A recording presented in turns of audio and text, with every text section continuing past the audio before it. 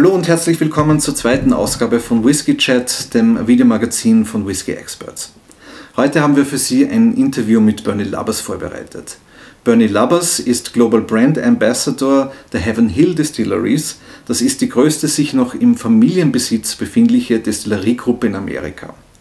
Bernie weiß unglaublich viel über Whisky. Er hat auch ein Buch über amerikanischen Bourbon geschrieben und befindet sich momentan auf einer Tournee durch Europa, um dort die Produkte von Heaven Hill vorzustellen. Wir haben mit ihm während eines Tastings in Wien gesprochen, am 30. Juni 2014. Das Gespräch habe ich gemeinsam in Englisch mit meinem Kollegen Reinhard Porek geführt. Viel Vergnügen. You traveled a lot around in Europe, right? The last 17 days, yeah.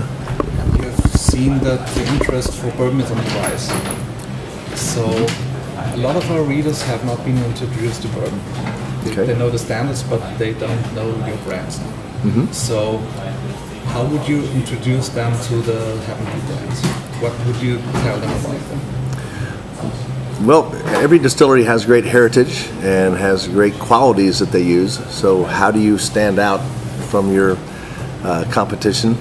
And as well as we make similar styles of whiskey.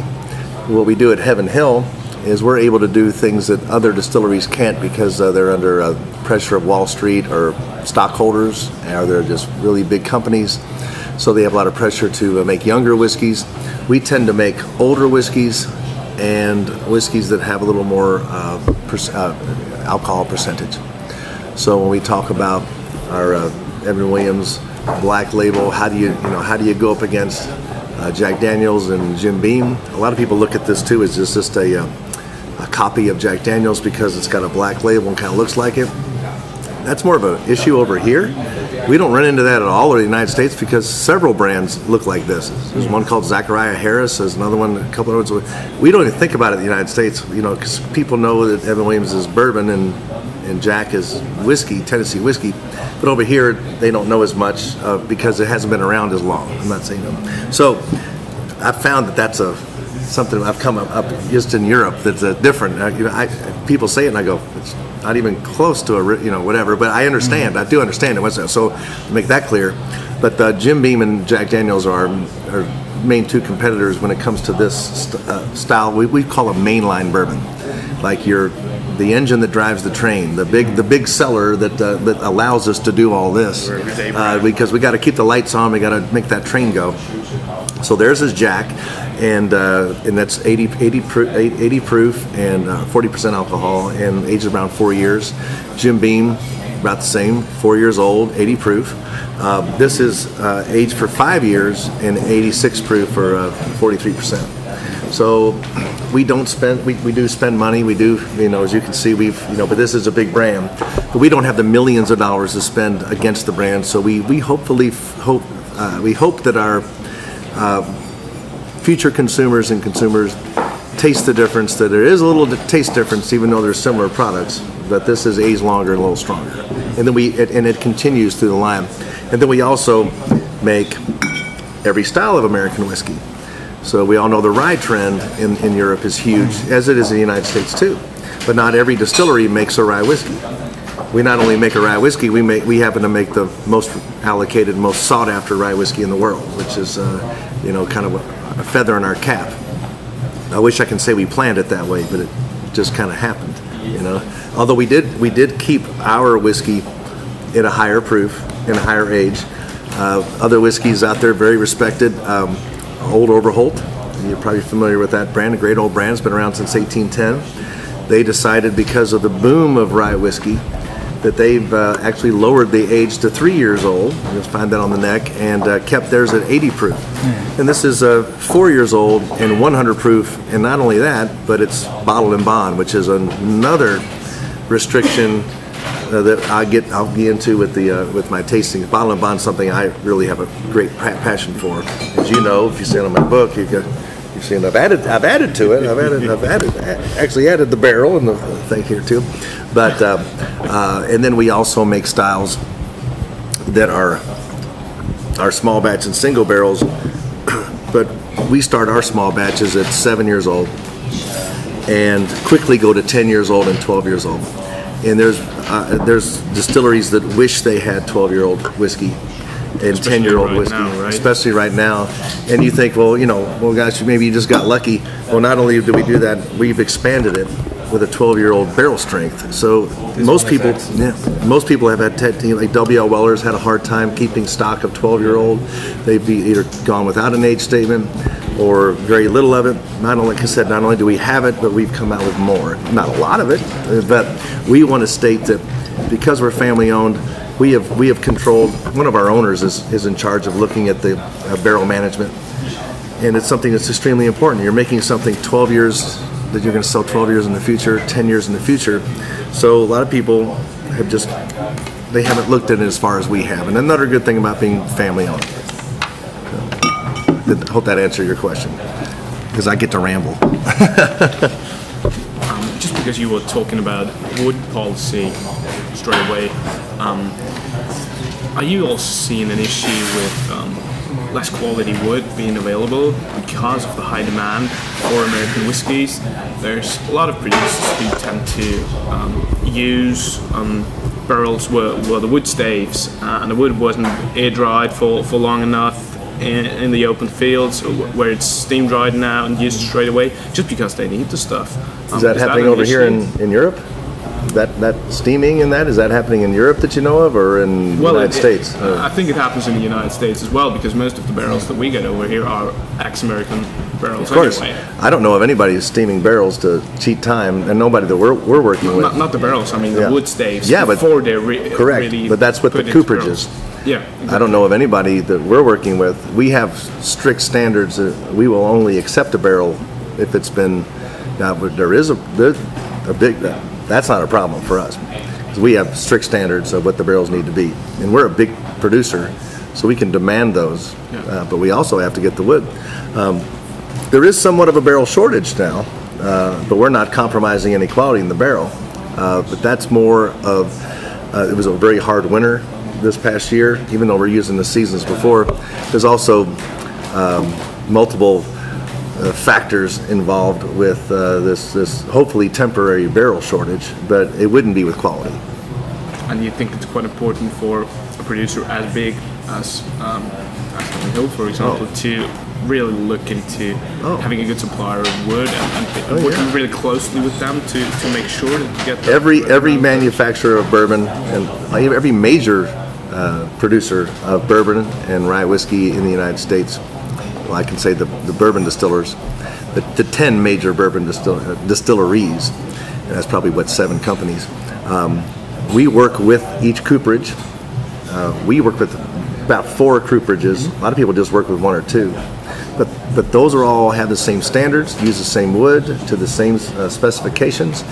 And we also get together as an industry, the bourbon producers and the coopers who make the barrels, every year or 2 and have a symposium to discuss best practices. And so it is not regulated by the government or anything like that. It's probably more tightly regulated because of the quality, because over 50% of your flavor comes from aging and maturation. When you look at a master distiller, I learned this from Greg Davis, a very one of the best master distillers out there, who was with Barton Brands and then with and now is currently with Maker's Mark. So this is a rule of thumb. This isn't a written in stone thing, but a distiller's rule of thumb states that if you keep everything else the same, if you keep the recipe the same and the still the same and the barrels the same, that a yeast strain accounts for 10% of the final flavor profile. Distillation accounts for 15. Grains and fermentation account for 25% of the final flavor profile if you keep everything else the same, and maturation 50. So just looking at that tells you how important aging is for us, especially a company like Heaven Hill, which extra ages things. So that's a big point for us. Do you by any chance know who's buying the barrels from you? Who's your? Oh, because we sell them. Yeah, we I don't have a list, but it's long-term contracts. I mean, we sell stuff to White Mackay, Richard Patterson. We sell to, I'm sure we sell to some to Jura, perhaps because we used to have a relationship with them. I don't know who exactly we sell them to, but people who need barrels call in. We need to sell them. We can only use them once, and it's a good income for us. I mean, we're filling 1,000 barrels a day, so that's a lot of barrels. 1,000 barrels. So 9,000 Fässer is Tag. Is that good? Not bad. Okay, I'm good with numbers. Then we're dumping 1,000 barrels a day. So we got to sell them. So right now, because of this barrel shortage, of course, that's another good thing about being a big producer. We are going to get barrels. Somebody who's just getting into the business might have a hard time getting a barrel, which might be why they're using some of these barrels you might have heard about. You know, I haven't even heard about the steaming of barrels, which is something I can look into, whatever, because we don't even have to think about that because we've got the barrels, we've got the contracts. We've been doing business with these cooperages since 1935. So somebody who's a craft distiller just getting into the business is going to have a hard time. That's another thing that sets us apart, is our experience in the time we've done this, so just with raw materials. So anyway, so we're getting, but the price of the barrel went up to about $150 US per barrel, brand new. It was $135 just a few weeks ago. Just went up to about $150 US, and we were getting about $80 for a used barrel, and that kind of went up too because of the shortage. So, so we're doing okay on barrels, but we're not in the barrel business. But of course, it does help offset some of your costs. Straight bourbon is quite strict in its regulations, and do you think that is a chance? Is it an issue at some moment in time? I mean, it's a big point of what we do. Big companies, especially. As you said, what really sets you apart is the experience compared to like small craft distilleries and stuff. Sure. They, on the other hand, can be really out there with things they try and try different stuff, which kind of brings new energy and new ideas to totally. business. It's kind of an interaction, I'd say, between these two, right? Very much so. Very much so. We're excited about. There's a couple distilleries that I personally, not my company, we don't talk about. You know, but I think a craft distillery can help shine a light on something that's been around for a long time.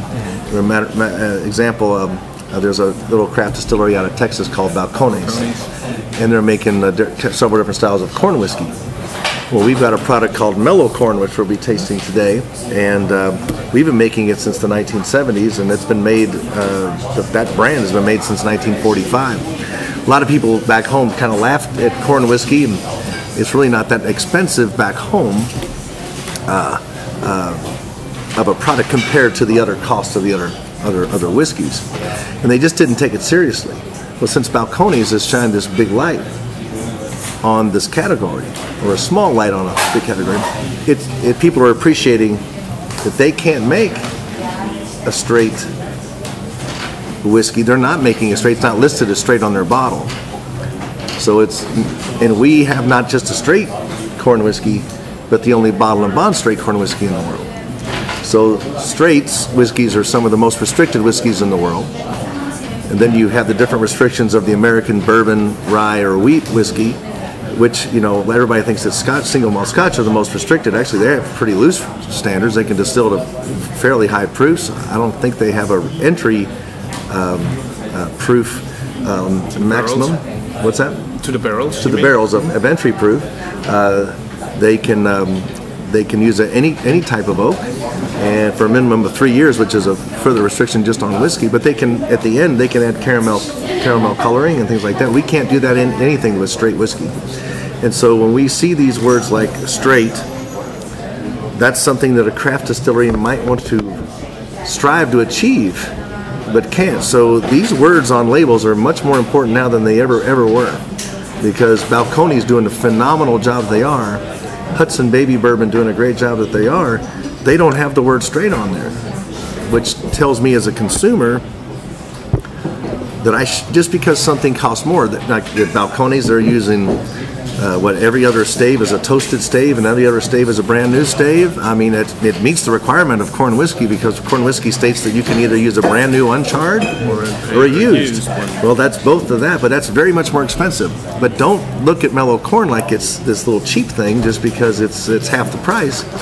It's got twice the quality marks, not twice the quality of the liquid perhaps, but twice the quality and aging marks. So we like the craft distillers that are shining a light on some of these great products that we've made for a long time. Yeah, I think, thank you for joining us. Oh, great. Well, thank you. Thank you. It was a great pleasure, and wish you all the best for your endeavors here. Well, Dankeschön, Dankeschön. And always remember, as I wrote in your book, Bourbon ist Gemütlichkeit. It is. Danke.